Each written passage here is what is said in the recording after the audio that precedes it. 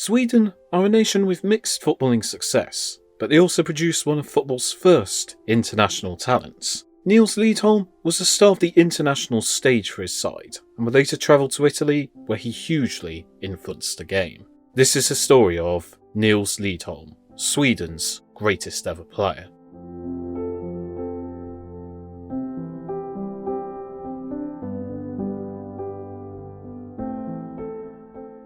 Nils Liedholm was born on the 8th of October 1922 in Valdemarsvik, Sweden.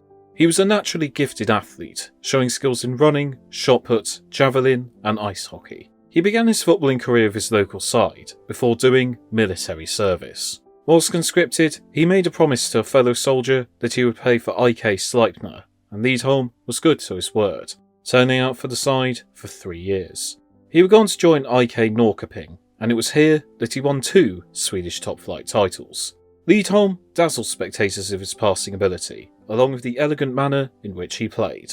It wouldn't be long before he drew international attention. At the time, Swedish football was undergoing a revolution. Englishman George Raynor had taken over as Sweden manager, and was helping improve the game across the country with his tactical knowledge, and would help the Swedish game eventually turn professional. He made Liedholm form part of a formidable 3, alongside Gunnar Gren and Gunnar Nordhall, which would be known as Grey No Lie. Liedholm proved a vital role in the 1948 Olympics of Sweden, netting twice in a 12-0 win over South Korea, and would take gold when his side defeated Yugoslavia 3-1 in the final.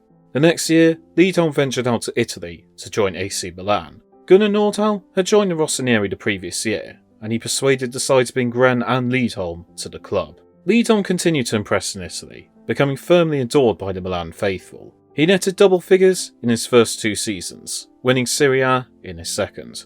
It is said that during a game against Juventus, Liedholm misplaced a pass, and in response, the crowd stood and applauded for 5 minutes, as this sight was such a rarity. He managed to establish himself as a centre-forward, attacking midfielder, wide forward and holding mid.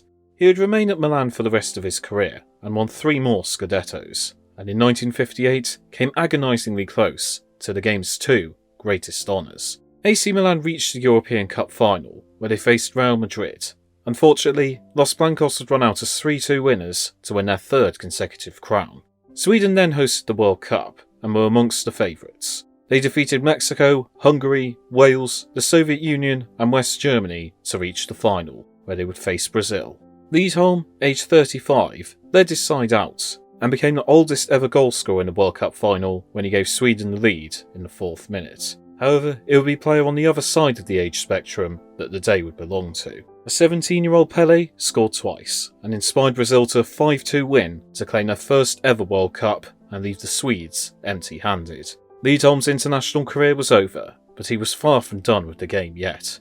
Liedholm played for Milan until 1961, when he hung up his boots and would go into a coaching career. He began as AC Milan's assistant, then managing them for 3 years. During spells in Monza and Varese, he gained both sides promotion, which saw him join Fiorentina in 1971. He managed there for 2 years, before a spell with Roma, a club he truly fell in love with. His first spell with Roma did prove fruitless, but soon afterwards he returned to AC Milan once again, and it was here he finally won major silverware as a manager. In 1979, he led AC Milan to a Scudetto. Later that year, he returned to the capital. Liedholm had moved away from the traditional Italian conservative style, focusing more on zonal marking, positional transition and the use of a false number 9, heavily inspired by total football. His side would often play several horizontal passes to confuse and disposition their opponents, an early form of tiki-taka. When Liedholm rejoined Roma, they had gone 30 years without a Scudetto, but in Liedholm's first season, there was hope when they won the Coppa Italia. Stars are beginning to show in the side, with captain and local boy Agostino de Bartolomei, Brazilian midfielder Falcao, and a young Carlo Ancelotti. They won another Coppa Italia in 1981, and in 1983 they had a dream moment. Roma won only their 2nd ever Scudetto, and it meant the world to them. Nils Liedholm had dragged them back to the top, and was starting to hoover up trophies. The next campaign, they were hoping for the big one.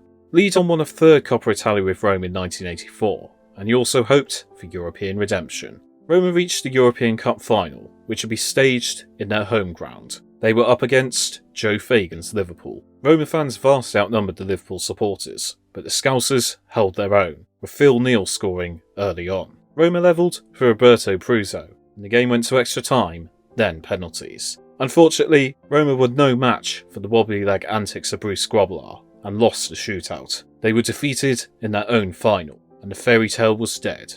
Lifting the European Cup was not Nils Liedholm's destiny. Liedholm left Roma soon after, going back to Milan again, before going to Roma once more. Sadly though, he would not win any more silverware in his managerial career, and finished his career with a brief fourth spell at Roma in 1996. Liedholm retired and remained in Italy, running a vineyard which had gone to produce 90,000 bottles of wine a year, but his influence in football remained. Along with Carlo Ancelotti, Arrigo Sacchi took a lot from him, and Fabio Capello sought the Swede's advice when he managed Roma, rubbing Liedholm's arm for good luck.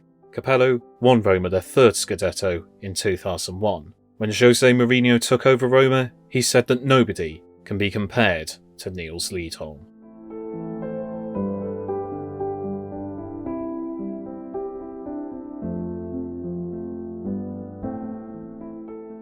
Nils Liedholm died on the 5th of November 2007 at the age of 85. His legacy remains plain to see. He was a huge part in Sweden developing into professionalism, and nobody has captained them to the heights that he did. His influence in Italy is huge too, and he won trophies by thinking outside the box, capturing 6 Serie A's and 3 Coppa Italias as a player and manager in Italy.